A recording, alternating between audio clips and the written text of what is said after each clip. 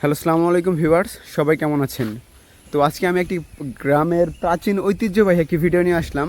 সেটা হচ্ছে কই মাছ, যে বৃষ্টির মধ্যে যে কই মাছগুলো আপনারা অনেকে শুনছেন যে ওই একটু উপরের দিকে ওঠে, সেই ভিডিওটাই করার জন্য এখানে আসা। তো আমার সাথে আছে আমার দাদু শুভ। দাদু আসেন। চলো।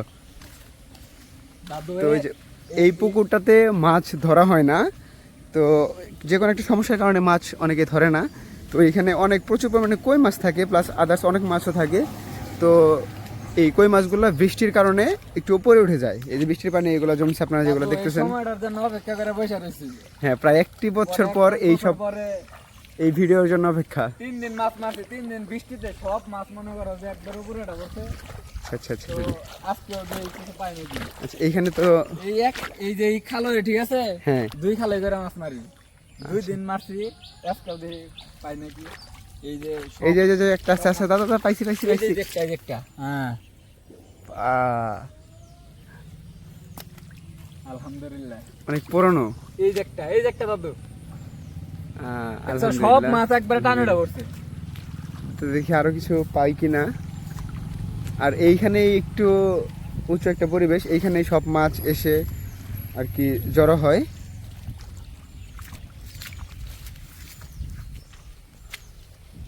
এই যে একটা দাদু, এই যে পাইছি এই যে বড় রেডে। সুন্দর সুন্দর। বৃষ্টির মধ্যে আসলে হয়তো আরো অনেক বেশি মাছ মারা যেত না? ভালো করে দেখেন লাগবে, ভিতর দাদা থাকে তো। তো অনেকে হয়তো আপনারা শুনেছেন যে বৃষ্টির পর কই মাছ যে উপরে আসে, যে এটাই তার প্রমাণ। তো অনেকগুলো মাছ এখানে উনি আমার সামনে ধরতেছে।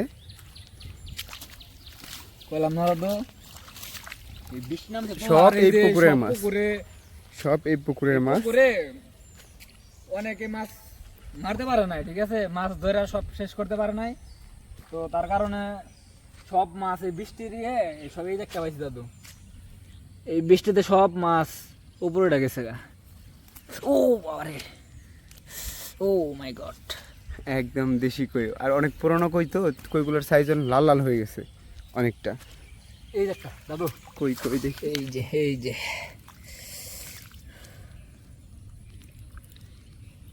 সুন্দর সুন্দর, অনেক চালাক তো কই কই মাছ। এই যে চালাক প্রজাতির একটা মাছ। বড় মাছ থাকতে পারে। তো ভিউয়ার্স, আপনারা দেখতেই পাচ্ছেন যে গ্রামের সৌন্দর্য যে এটা আছে। এই যে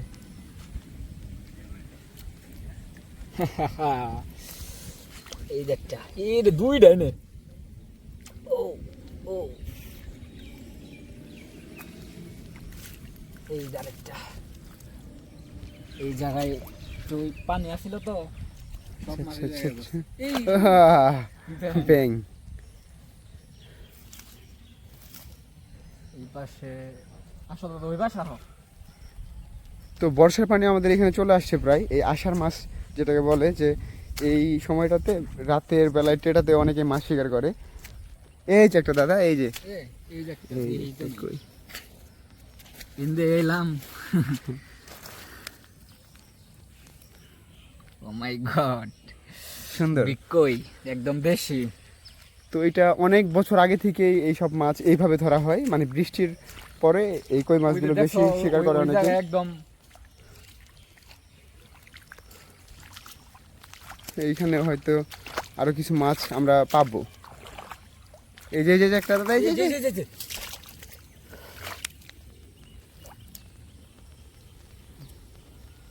একদম খাইটা কই।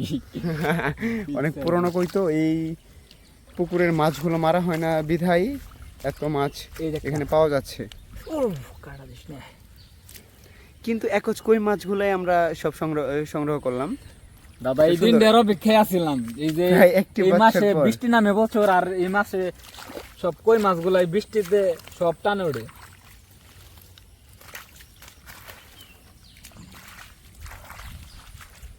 তো গ্রামের এই সৌন্দর্য উপভোগ করতে একমাত্র গ্রামে আসা দরকার। তো আপনারা হয়তো অনেকের এই আপনার দাদার কাছে গল্প শুনছেন, নানুর কাছে, যে বৃষ্টির সময় কই মাছ মারা পড়ে। তো আজকে